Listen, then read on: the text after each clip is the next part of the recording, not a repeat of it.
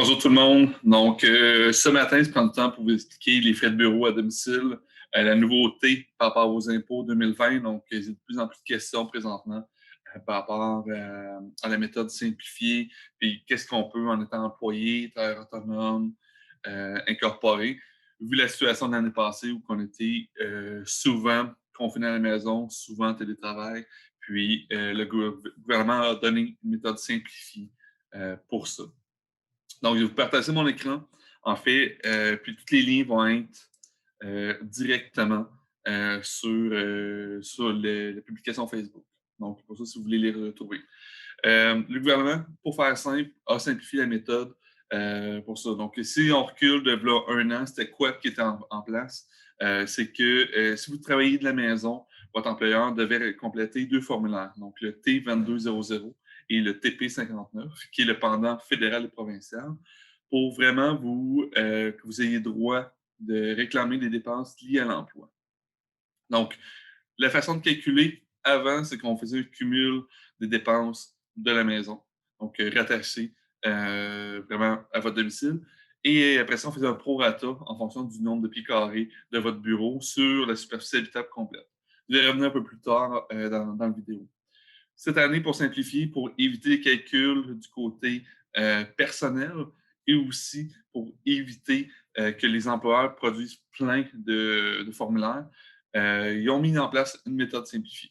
Donc, la méthode simplifiée, qu'est-ce que ça donne en termes de chiffres? C'est que c'est un 2 par jour travaillé de la maison que vous pouvez déduire sur votre déclaration d'impôt, sans que votre employeur ait le formulaire à remplir et sans que vous, de votre côté, vous n'ayez à justifier de dépenses pour être admissible à ce critère-là. Donc, c'est très important de voir si vous êtes admissible.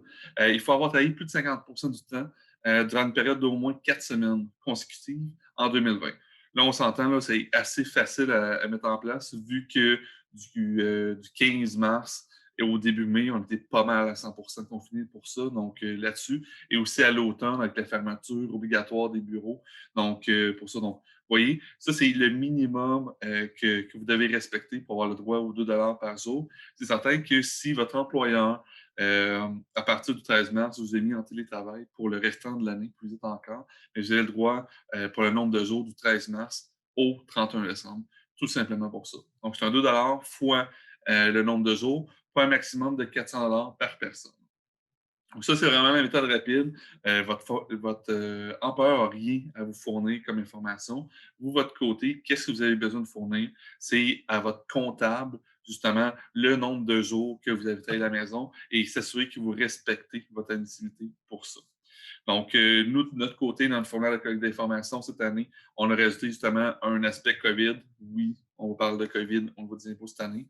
Par contre, c'est vraiment pour être capable de minimiser vos impôts de l'année puis aller chercher tous les crédits que vous avez droit. Donc, c'est ça. Donc, puis, une question que j'ai souvent, c'est est-ce qu'une semaine, 5 jours, 7 jours, c'est vraiment par rapport à votre horaire de travail. Donc, si par exemple, durant la semaine, vous faites du 4 jours semaine, mais c'est 4 fois le dollar que vous êtes admissible.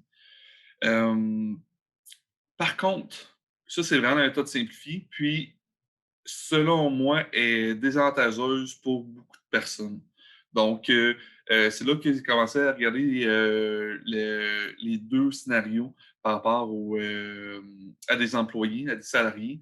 Puis, je me rends compte que si votre bureau, en fait, si, et vous donnez des critères, si votre maison vous coûte en dépenses plus de 1 000 par mois et que votre bureau est plus de 5 de la superficie de votre maison, c'est plus avantageux d'y aller avec les formulaires pour ça.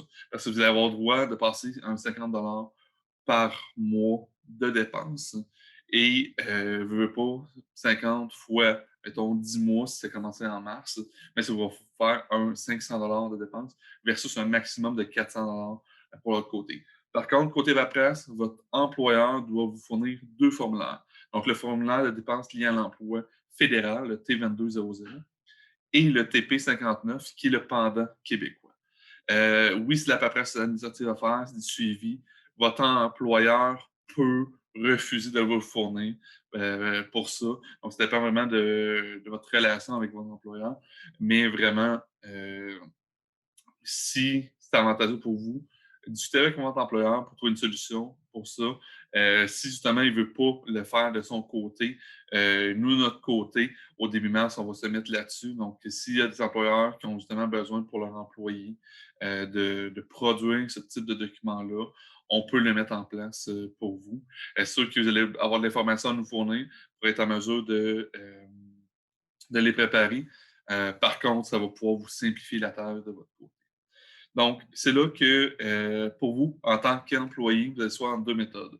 Donc, je vais mettre aussi le lien au niveau fédéral pour que vous puissiez voir c'est quoi la distinction entre les deux. Donc, si vous voulez aller lire un peu plus. C'est la méthode à taux fixe temporaire, donc le 2 par jour. Le gouvernement du Québec s'est appuyé là-dessus. Donc, c'est là que pour vous, vous n'avez pas besoin de faire un calcul au provincial parce que c'est uniformisé entre les deux. Donc, autant fédéral que provincial, vous avez le droit de votre rapport d'impôt de cette dépense-là de 2 par jour. Pour les travailleurs autonomes, euh, en fait, cette méthode-là simplifiée est seulement pour les employés, ce n'est pas pour les travailleurs autonomes. Pour les travailleurs autonomes, mais la méthode régulière, pour ça, vous n'avez pas de formulaire à créer, là, donc vous pouvez passer la superficie de votre bureau donc, en termes de dépenses. Donc, il n'y a aucun problème là-dessus. Pour ceux incorporés, donc ça, si vous n'avez pas versé de salaire, qu'est-ce qui peut être fait? C'est justement la superficie. Donc, si vous êtes un employé, un entrepreneur incorporé, vous pouvez avoir droit au bout du bureau à domicile pour ça. Je vais prendre quelques secondes pour changer de page pour aller voir c'est quoi les dépenses qui sont admissibles au niveau de votre lieu de travail. Donc, pour les employés salariés, donc si on prend la méthode régulière en soi, quelles sont les dépenses qui sont admissibles pour vous? Il y a l'électricité de votre maison, puis c'est l'électricité complète de votre maison. Le chauffage complet. S'il y a des frais au niveau de l'eau, après ça, tout ce qui est, si vous êtes en condo, donc la partie des frais de condo pour ça, les frais d'accès à Internet, donc pour votre maison. À ça se rajoute euh, et pour ça. Donc, c'est là que pour vous, si vous êtes un employé salarié et à commission, vous pouvez déduire. Donc, il y a ça comme dépense que vous pouvez déduire comme salarié. Si vous êtes à commission, il y a l'assurance habitation, les impôts fonciers et le cellulaire en soi que vous pouvez rajouter à ça. Donc, c'est là qu'en tant que salarié, commission, vous ne pouvez pas déduire les intérêts hypothécaires, les frais de votre mobilier. Donc, pour ça, donc, si vous avez acheté un bureau, une chaise, ce n'est pas admissible pour vous comme dépense au niveau de vos impôts personnels. Par contre, pour votre employeur, là, ça dépend de votre relation avec votre employeur. Ça peut être des dépenses qui sont remboursées par l'employeur, puis il n'y aura pas d'avantage imposable là-dessus. Donc, au niveau de votre rémunération globale, si vous êtes salarié, allez voir votre employeur pour ça. Là, je vous dis, c'est vraiment rémunération globale. Donc, peut-être qu'en échange d'un remboursement de dépenses, votre employeur va vous demander une semaine de vacances. Donc, pour ça, mais négociez-le avec votre employeur pour ça. Ce n'est pas un ajout, puis votre employeur n'a pas d'obligation pour ça de le rembourser. Par contre, en termes de maximiser votre fiscalité personnelle, mais ça peut jouer là-dedans. Donc, c'est là que pour un employé salarié, c'est le type de dépenses qui sont admissibles pour vous. Si à la commission, il y a les assurances d'habitation et pour foncier qui s'ajoutent pour ça. Puis c'est là qu'on prend le total des dépenses de l'année fois le nombre de pieds carrés de l'espace de maison. Donc, si par exemple votre bureau fait 100 pieds carrés et votre maison fait 800 pieds carrés, mais ça va être 100 pieds carrés sur 800, donc ça va donner un 16 Et là-dessus, faites 16 de vos dépenses totales de l'année qui vont être admissibles pour vous. Donc, ça complète au niveau des employés. Au niveau travailleur autonome, il n'y a pas de limitation comme ça. Donc, pour un travailleur autonome ou quelqu'un, un employé incorporé, il peut déduire tous ces éléments-là au niveau des dépenses. Donc, au niveau des salariés, donc l'électricité, chauffage, l'eau, les frais d'accès à Internet, l'entretien, donc pour ça. À ça se rajoute l'assurance habitation, impôts fonciers, la location, de cellulaire, donc en termes de dépenses. Donc, tout ça est admissible. Et en plus de ça, il y a les intérêts hypothécaires, le mobilier aussi pour ça. Puis si vous avez fait des travaux directement dans votre bureau, parce qu'on s'entend que ça fait longtemps qu'on travaille dans le bureau, puis on l'a sûrement upgradé pour être bien, mais tous les dépenses directes liées à votre bureau sont admissibles pour vous. Donc, c'est vraiment là que cette année, le bureau à domicile, c'est bien en avant au niveau des optimisations fiscales. Donc, il y a vraiment beaucoup un gros avantage que vous pouvez aller chercher là-dessus, compte tenu de la situation de l'année 2020. Donc, si vous êtes salarié, les liens vont être là. Si vous êtes travailleur autonome ou incorporé, les liens vont être là également dans la publication Facebook.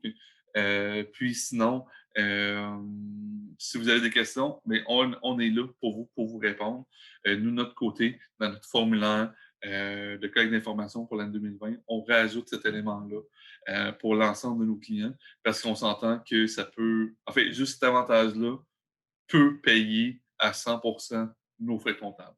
Donc, juste le mettre en place et même avoir du surplus pour vous. Donc, c'est là que prenez le temps de faire vos calculs, prenez le temps de parler avec votre employeur si vous voulez aller plus haut que le 2 par jour en termes de dépenses.